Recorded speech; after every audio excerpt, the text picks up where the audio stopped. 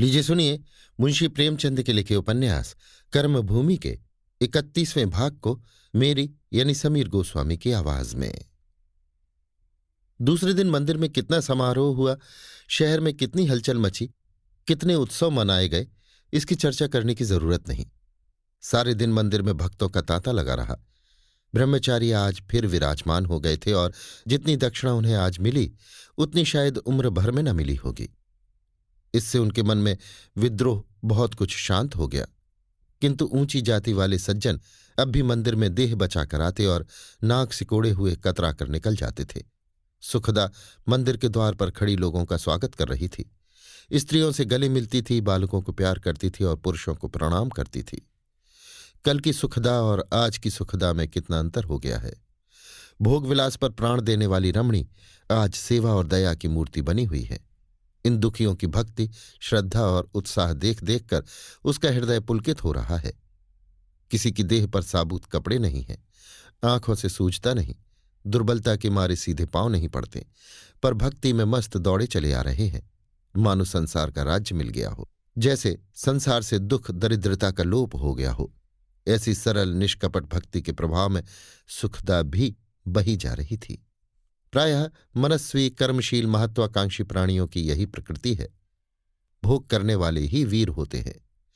छोटे बड़े सभी सुखदा को पूज्य समझ रहे थे और उनकी ये भावना सुखदा में एक गर्वमय सेवा का भाव प्रदीप्त कर रही थी। कल उसने जो कुछ किया वो एक प्रबल आवेश में किया।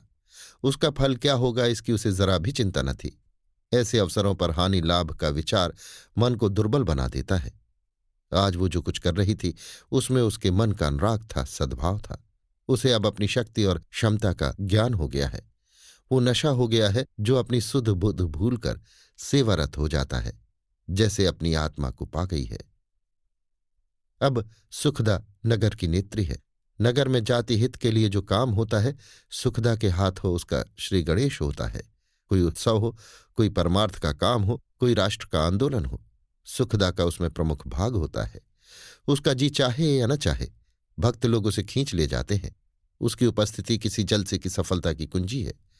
आश्चर्य यह है कि वो बोलने भी लगी है और उसके भाषण में चाहे भाषा चातुर्य न हो पर सच्चे उद्गार अवश्य होते हैं। शहर में कई सार्वजनिक संस्थाएं हैं, कुछ सामाजिक, कुछ राजनैतिक, कुछ धार्मिक। सभी निर्जीव सी पड़ी थीं। सुखदा के आते ही उनमें स्फूर्ति सी आ गई है। मादक वस्तु बहिष्कार सभा बरसों से बेजान पड़ी थी। ना कुछ प्रचार होता था, ना कोई संगठन। उसका मंत्री एक दिन सुखदा को खींच ले गया। दूसरे दिन ही उस सभा की एक भजन मंडली बन गई। कई उपदेशक निकल आए। कई महिलाएं घर घर प्रचार करने के लिए तैयार हो गईं और मोहल्ले मोहल्ले पंचायत बनने लगी। एक नए जीवन की सृष्टि हो गई।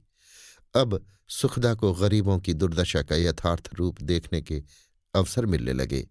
अब तक इस विषय में उसे जो कुछ ज्ञान था वो सुनी सुनाई बातों पर आधारित था। आंखों से देखकर उसे ज्ञान हुआ, देखने और सुनने में बड़ा अंतर है। शहर की उन अंधेरी तंग गलियों में जहां वायु और प्रकाश का कभी गुजर ही न होता था, जहां की जमीन ही नहीं दीवारें भी मिली रहती थी, जहां दुर्गंध के मारे नाक फटती थी, भारत की कम कमाऊ संतान रोग और दरिद्रता के पैरों तले दबी हुई अपने क्षीण जीवन को मृत्यु के हाथ से छीनने में प्राण दे रही थी। उसे अब मालूम हुआ कि अमरकांत को धन और विलास से जो विरोध था वो कितना यथार्थ था। उसे खुद अब उस मकान में रहते, अच्छे वस्त्र पहनते, अच्छे अच्छे पदार्थ खाते गिलानी होती थी। नौकरों से काम लेना उसने छोड़ दिया। अपनी धोती खुद छांटती, घर में झाड़ू खुद लगाती। वो जो 8 बजे सोकर उठती थी अब मुंह अंधेरे उठती और घर के काम काज में लग जाती। नैना तो अब उसकी पूजा सी करती थी। लालाजी अपने घर की ये दशा देख देख कोढ़ते थे, पर करते क्या। सुखदा का तो अब नित्य दरबार सा लगा रहता था। बड़े बड़े नेता, बड़े बड़े विद्वान आते रहते थे, इसलिए वो अब बहू से कुछ दबते थे। गृहस्थी के जंजाल से अब उनका मन ऊबने लगा था। जिस घर में उनसे किसी को सहानुभूति न हो उस घर से कैसे अनुराग होता। जहां अपने विचारों का राज हो वही अपना घर है। जो अपने विचारों को मानते हो वो अपने सगे हैं। ये घर अब उनके लिए सराय मात्र था। सुखदा हो या नैना, दोनों ही से कुछ कहते उन्हें डर लगता था। एक दिन सुखदा ने नैना से कहा, बीवी अब तो इस घर में रहने को जी नहीं चाहता। लोग कहते होंगे आप तो महल में रहती हैं और हमें उपदेश करती हैं। महीनों दौड़ते हो गए, सब कुछ करके हार गई, पर नशेबाजों पर कुछ भी असर न हुआ। हमारी बातों पर कोई कान ही नहीं देता। अधिकतर तो लोग अपनी मुसीबतों को भूल जाने ही के लिए नशे करते हैं, वो हमारी क्यों सुनने लगे? हमारा असर तभी होगा जब हम भी उन्हीं की तरह रहें। कई दिनों से सर्दी चमक गई थी, कुछ वर्षा हो गई थी और पूस की ठंडी हवा आर्द्र होकर आकाश को कोहरे से आच्छन्न कर रही थी। कहीं कहीं पाला भी पड़ गया था। लल्लू बाहर जाकर खेलना चाहता था। वो अब लटपटाता हुआ चलने लगा था, पर नैना उसे ठंड के भय से रोके हुए थी। उसके सिर पर ऊनी कंटोप बांधती हुई बोली, ये तो ठीक है, पर उनकी तरह रहना हमारे लिए साध्य भी है, ये देखना है। मैं तो शायद 1 ही महीने में मर जाऊं। सुखदा ने जैसे मन ही मन निश्चय करके कहा, मैं तो सोच रही हूं किसी गली में छोटा सा घर लेकर रहूं। इसका कंटोप उतार कर छोड़ क्यों नहीं देती? बच्चों को गमलों के पौधे बनाने की जरूरत नहीं, जिन्हें लू का एक झोंका भी सुखा सकता है। इन्हें तो जंगल के वृक्ष बनाना चाहिए, जो धूप और वर्षा, ओले और पाले किसी की परवाह नहीं करते। नैना ने मुस्कुराकर कहा, शुरू से तो इस तरह रखा नहीं, अब बेचारी की सांसत करने चली हो। कहीं ठंड वंड लग जाए तो लेने के देने पड़े। अच्छा भाई, जैसे चाहो रखो, मुझे क्या करना है? क्यों, इसे अपने साथ उस छोटे से घर में न रखोगी? जिसका लड़का है वो जैसे चाहे रखे, मैं कौन होती हूं? अगर भैया के सामने तुम इस तरह रहती तो तुम्हारे चरण धो धो कर पीते। सुखदा ने अभिमान के स्वर में कहा, मैं तो जो तब थी वही अब भी हूं। जब दादाजी से बिगड़कर उन्होंने अलग घर ले लिया था तो क्या मैंने उनका साथ न दिया था? वो मुझे विलासनी समझते थे, पर मैं कभी विलास की लौंडी नहीं रही। हाँ, दादाजी को रुष्ट नहीं करना चाहती थी, यही बुराई मुझ में थी। मैं अब भी अलग रहूंगी तो उनकी आज्ञा से। तुम देख लेना, मैं इस ढंग से ये प्रश्न उठाऊंगी कि वो बिल्कुल आपत्ति न करेंगे। चलो जरा डॉक्टर शांति कुमार को देखावे। मुझे तो इधर जाने का अवकाश ही नहीं मिला। नैना प्रायः एक बार रोज शांति कुमार को देख आती थी। सुखदा से कुछ कहती न थी। वो अब उठने बैठने लगे थे, पर अभी इतने दुर्बल थे कि लाठी के सहारे बगैर एक पग भी न चल सकते थे।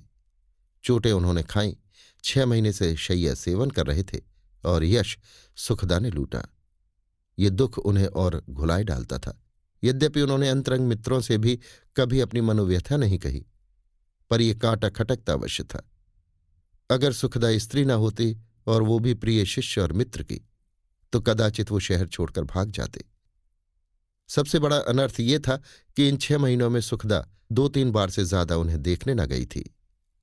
वो भी अमरकांत के मित्र थे और इस नाते सुखदा को उन पर विशेष श्रद्धा न थी।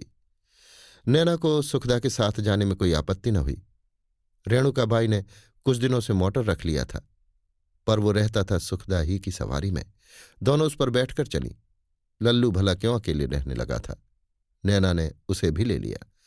सुखदा ने कुछ दूर जाने के बाद कहा, ये सब अमीरों के चोचले हैं। मैं चाहूं तो 2-3 आने में अपना निर्वाह कर सकती हूं। नैना ने विनोद भाव से कहा, पहले करके दिखा दो तो मुझे विश्वास है। मैं तो नहीं कर सकती। जब तक इस घर में रहूंगी मैं भी ना कर सकूंगी, इसीलिए तो मैं अलग रहना चाहती हूं। लेकिन साथ तो किसी को रखना ही पड़ेगा। मैं कोई जरूरत नहीं समझती। इसी शहर में हजारों औरतें अकेली रहती हैं, फिर मेरे लिए क्या मुश्किल है? मेरी रक्षा करने वाले बहुत हैं, मैं खुद अपनी रक्षा कर सकती हूं। मुस्कुराकर, हाँ, खुद किसी पर मरने लगूं तो दूसरी बात है। शांति कुमार सिर से पांव तक कंबल लपेटे, अंगीठी जलाए, कुर्सी पर बैठे एक स्वास्थ्य संबंधी पुस्तक पढ़ रहे थे। वो कैसे जल्द से जल्द भले चंगे हो जाएं, आजकल उन्हें यही चिंता रहती थी।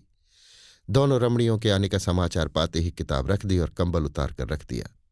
अंगीठी भी हटाना चाहते थे, पर इसका अवसर न मिला। दोनों ज्यों ही कमरे में आई, उन्हें प्रणाम करके कुर्सियों पर बैठने का इशारा करते हुए बोले, मुझे आप लोगों पर ईर्ष्या हो रही है। आप इस शीत में घूम फिर रही हैं और मैं अंगीठी जलाए पड़ा हूं। क्या करूं, उठा ही नहीं जाता। जिंदगी के 6 महीने मानो कट गए, बल्कि आधी उम्र कहिए। मैं अच्छा होकर भी आधा ही रहूंगा। कितनी लज्जा आती है कि देवियां बाहर निकलकर काम करें और मैं कोठरी में बंद पड़ा रहूं। सुखदा ने जैसे आंसू पोंछते हुए कहा, आपने इस नगर में जितनी जागृति फैला दी, उस हिसाब से तो आपकी उम्र चौगनी हो गई। मुझे तो बैठे बैठाए यश मिल गया। शांति कुमार के पीले मुख पर आत्मगौरव की आभा झलक पड़ी। सुखदा के मुंह से ये सनद पाकर मानो उनका जीवन सफल हो गया। बोले, ये आपकी उदारता है। आपने जो कुछ कर दिखाया और कर रही हैं वो आप ही कर सकती हैं। अमरकांत आवेंगे तो उन्हें मालूम होगा कि अब उनके लिए यहां स्थान नहीं है। ये साल भर में जो कुछ हो गया इसकी वो स्वप्न में भी कल्पना न कर सकते थे। यहां सेवाश्रम में लड़कों की संख्या बड़ी तेजी से बढ़ रही है। अगर यही हाल रहा तो कोई दूसरी जगह लेनी पड़ेगी। अध्यापक कहाँ से आवेंगे कह नहीं सकता। सभ्य समाज की उदासीनता देखकर मुझे तो कभी कभी बड़ी चिंता होने लगती है। जिसे देखिए स्वार्थ में मगन है। जो जितना ही महान है उसका स्वार्थ भी उतना ही महान है। यूरोप की 150 साल तक उपासना करके हमें यही वरदान मिला है। लेकिन ये सब होने पर भी हमारा भविष्य उज्ज्वल है, मुझे इसमें संदेह नहीं। भारत की आत्मा अभी जीवित है और मुझे विश्वास है कि वो समय आने में देर नहीं है जब हम सेवा और त्याग के पुराने आदर्श पर लौट आवेंगे। तब धन हमारे जीवन का ध्येय न होगा, तब हमारा मूल्य धन के कांटे पर न तौला जाएगा। लल्लू ने कुर्सी पर चढ़कर मेज से दावात उठा ली और अपने मुंह में कालिमा पोत पोत कर खुश हो रहा था। नैना ने दौड़कर उसके हाथ से दावात छीन ली और एक धौल जमा दिया। शांति कुमार ने उठने की असफल चेष्टा करके कहा, क्यों मारती हो नैना? देखो तो कितना महान पुरुष है जो अपने मुंह में कालिमा पोत कर भी प्रसन्न होता है। नहीं तो हम अपनी कालिमा को 7 पर्दों के अंदर छिपाते हैं। नैना ने बालक को उनकी गोद में देते हुए कहा, तो लीजिए इस महान पुरुष को आप ही, इसके मारे चैन से बैठना मुश्किल है। शांति कुमार ने बालक को छाती से लगा लिया। उस गर्म और गुदगुदे स्पर्श में उनकी आत्मा ने जिस परितृप्ति और माधुर्य का अनुभव किया वो उनके जीवन में बिल्कुल नया था। अमरकांत से उन्हें जितना स्नेह था वो जैसे इस छोटे से रूप में सिमटकर और ठोस और भारी हो गया था। अमर की याद करके उनकी आंखें सजल हो गई। अमर ने अपने को कितने अतुल आनंद से वंचित कर रखा है इसका अनुमान करके वो जैसे दब गए। आज उन्हें स्वयं अपने जीवन में एक अभाव का, एक रिक्तता का आभास हुआ। जिन कामनाओं का वो अपने विचार में संपूर्णतः दमन कर चुके थे वो राख में छिपी हुई चिंगारियों की भांति सजीव हो गई। लल्लू ने हाथों की स्याही शांति कुमार के मुख में पोतकर नीचे उतरने के लिए आग्रह किया, मानो इसीलिए वो उनकी गोद में गया था। नैना ने हंसकर कहा, जरा अपना मुंह तो देखिए डॉक्टर साहब, इस महान पुरुष ने आपके साथ होली खेल डाली, बड़ा बदमाश है। सुखदा हंसी रोक न सकी। शांति कुमार ने शीशे में मुंह देखा तो वो भी जोर से हंसे। वो कलंक का टीका उन्हें इस समय यश के तिलक से भी कहीं उल्लासमय जान पड़ा। सहसा सुखदा ने पूछा, आपने शादी क्यों नहीं की डॉक्टर साहब? शांति कुमार सेवा और व्रत का जो आधार बनाकर अपने जीवन का निर्माण कर रहे थे वो इस शय्या सेवन के दिनों में कुछ नीचे खिसकता हुआ जान पड़ रहा था। जिसे उन्होंने जीवन का मूल सत्य समझा था वो अब उतना दृढ़ न रह गया था। इस आपातकाल में ऐसे कितने ही अवसर आए जब उन्हें अपना जीवन भार सा मालूम हुआ। तीमारदारों की कमी न थी। 8 पहर 2-4 आदमी घेरे ही रहते थे। नगर के बड़े बड़े नेताओं का आना जाना भी बराबर होता रहता था। पर शांति कुमार को ऐसा जान पड़ता था कि वो दूसरों की दया शिष्टता पर बोझ हो रहे हैं। इन सेवाओं में वो माधुर्य, वो कोमलता न थी जिससे आत्मा की तृप्ति होती। भिक्षुक को क्या अधिकार है कि वो किसी के दान का निरादर करे? दान स्वरूप उसे जो कुछ मिल जाए वो सभी स्वीकार करना होगा। इन दिनों उन्हें कितनी ही बार अपनी माता की याद आई थी। वो स्नेह कितना दुर्लभ था। नैना जो एक क्षण के लिए उनका हाल पूछने आ जाती थी उसमें उन्हें ना जाने क्यों एक प्रकार की स्फूर्ति का अनुभव होता था। वो जब तक रहती थी उनकी व्यथा जाने कहाँ छिप जाती थी। उसके जाते ही फिर वही कराहना, वही बेचैनी। उनकी समझ में कदाचित ये नैना का सरल अनुराग ही था जिसने उन्हें मौत के मुंह से निकाल लिया। लेकिन वो स्वर्ग की देवी, कुछ नहीं। सुखदा का ये प्रश्न सुनकर मुस्कुराते हुए बोले, इसीलिए कि विवाह करके किसी को सुखी नहीं देखा। सुखदा ने समझा ये उस पर चोट है। बोली, दोष भी बराबर स्त्रियों का ही देखा होगा क्यों? शांति कुमार ने जैसे अपना सिर पत्थर से बचाया, ये तो मैंने नहीं कहा, शायद इसकी उल्टी बात हो। शायद नहीं बल्कि उल्टी है। खैर इतना तो आपने स्वीकार किया, धन्यवाद। इससे तो यही सिद्ध हुआ कि पुरुष चाहे तो विवाह करके सुखी हो सकता है। लेकिन पुरुष में थोड़ी सी पशुता होती है जिसे वो इरादा करके भी नहीं हटा सकता। वही पशुता उसे पुरुष बनाती है। विकास के क्रम में वो स्त्री से पीछे है। जिस दिन वो पूर्ण विकास को पहुंचेगा वो भी स्त्री हो जाएगा। वात्सल्य, स्नेह, कोमलता, दया, इन्हीं आधारों पर ये सृष्टि थमी हुई है और ये स्त्रियों के गुण हैं। अगर स्त्री इतना समझ ले तो फिर दोनों का जीवन सुखी हो जाए। स्त्री पशु के साथ पशु हो जाती है जब ही दोनों दुखी होते हैं। सुखदा ने उपहास के स्वर में कहा, इस समय तो आपने सचमुच एक आविष्कार कर डाला। मैं तो हमेशा ये सुनती आई हूं कि स्त्री मूर्ख है, ताड़ना के योग्य है, पुरुषों के गले का बंधन है और जाने क्या क्या। बस इधर से भी मर्दों की जीत, उधर से भी मर्दों की जीत। अगर पुरुष नीचा है तो उसे स्त्रियों का शासन क्यों अप्रिय लगे? परीक्षा करके देखा तो होता। आप तो दूर से ही डर गए। शांति कुमार ने कुछ झेंपते हुए कहा, अब अगर चाहूं भी तो बूढ़ों को कौन पूछता है। अच्छा, आप बूढ़े भी हो गए? तो किसी अपनी जैसी बुढ़िया से कर लीजिए ना। जब तुम जैसी विचारशील और अमर जैसे गंभीर स्त्री पुरुष में न बनी तो फिर मुझे किसी तरह की परीक्षा करने की जरूरत नहीं रही। अमर जैसा विनय और त्याग मुझ में नहीं है, और तुम जैसी उदार और। सुखदा ने बात काटी, मैं उदार नहीं हूं, न विचारशील हूं। हाँ, पुरुष के प्रति अपना धर्म समझती हूं। आप मुझसे बड़े हैं और मुझसे कहीं बुद्धिमान हैं। मैं आपको अपने बड़े भाई के तुल्य समझती हूं। आज आपका स्नेह और सौजन्य देखकर मेरे चित्त को बड़ी शांति मिली। मैं आपसे बेशर्म होकर पूछती हूं, ऐसे पुरुष को जो स्त्री के प्रति अपना धर्म न समझे, क्या अधिकार है कि वो स्त्री से व्रत धारणी रहने की आशा करे? आप सत्यवादी हैं। मैं आपसे पूछती हूं, यदि मैं उस व्यवहार का बदला उसी व्यवहार से दूं तो आप मुझे क्षम्य समझेंगे? शांति कुमार ने निशंक भाव से कहा, नहीं। उन्हें आपने क्षम्य समझ लिया? नहीं। और ये समझकर भी आपने उनसे कुछ नहीं कहा? कभी एक पत्र भी नहीं लिखा? मैं पूछती हूं, इस उदासीनता का क्या कारण है? यही ना कि इस अवसर पर एक नारी का अपमान हुआ है। यदि वही कृत्य मुझसे हुआ होता तब भी आप इतने उदासीन रह सकते? बोलिए। शांति कुमार रो पड़े। नारी हृदय की संचित व्यथा आज इस भीषण विद्रोह के रूप में प्रकट होकर कितनी करुण हो गई थी। सुखदा उसी आवेश में बोली, कहते हैं आदमी की पहचान उसकी संगत से होती है।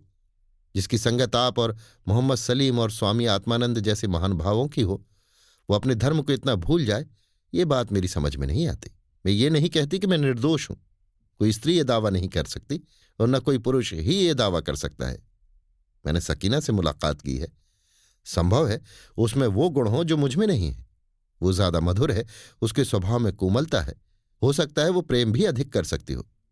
लेकिन यदि इसी तरह सभी पुरुष और स्त्रियां तुलना करने बैठ जाएं तो संसार की क्या गति होगी? फिर तो यहां रक्त और आंसुओं की नदियों के सिवा और कुछ न दिखाई देगा। शांति कुमार ने परास्त होकर कहा, मैं अपनी गलती को मानता हूं सुखदा देवी। मैं तुम्हें न जानता था और इस भ्रम में था कि तुम्हारी ज्यादती है। मैं आज ही अमर को पत्र।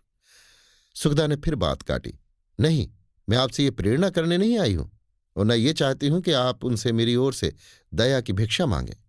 यदि वो मुझसे दूर भागना चाहते हैं तो मैं उनको बांध कर नहीं रखना चाहती। पुरुष को जो आज़ादी मिली है वो उसे मुबारक रहे। वो अपना तन मन गली गली बेचता फिरे। मैं अपने बंधन में प्रसन्न हूं और ईश्वर से यही विनती करती हूं कि वो इस बंधन में मुझे डाले रखे। मैं जलन या ईर्ष्या से विचलित हो जाऊं, उस दिन के पहले वो मेरा अंत कर दे। मुझे आपसे मिलकर आज जो तृप्ति हुई उसका प्रमाण यही है कि मैं आपसे वो बातें कह गई जो मैंने अभी अपनी माता से भी नहीं कही। बीवी आपका जितना बखान करती थी उससे ज्यादा सज्जनता आप में पाई, मगर आपको मैं अकेला न रहने दूंगी। ईश्वर वो दिन लाए कि मैं इस घर में भाभी के दर्शन करूं। जब दोनों रमणियां यहां से चलीं, डॉक्टर साहब लाठी टेकते हुए फाटक तक उन्हें पहुंचाने आए और फिर कमरे में आकर लेटे तो ऐसा जान पड़ा कि उनका यौवन जाग उठा है। सुखदा के वेदना से भरे हुए शब्द उनके कानों में गूंज रहे थे और नैना लल्लू को गोद में लिए जैसे उनके सम्मुख खड़ी थी। अभी आप सुन रहे थे मुंशी प्रेमचंद के लिखे उपन्यास कर्मभूमि के 31वें भाग को मेरी यानी समीर गोस्वामी की आवाज में।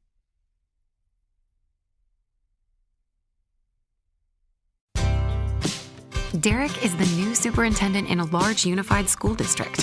He wanted to hold the district accountable to the same standards they hold students to level up and surpass expectations. So he earned a doctoral degree in education online at Grand Canyon University. Now he's taking charge and making measured improvements. What do you think preparing students for success looks like? GCU offers over 175 high-quality online programs like this one. Find your purpose at Grand Canyon University. Visit gcu.edu.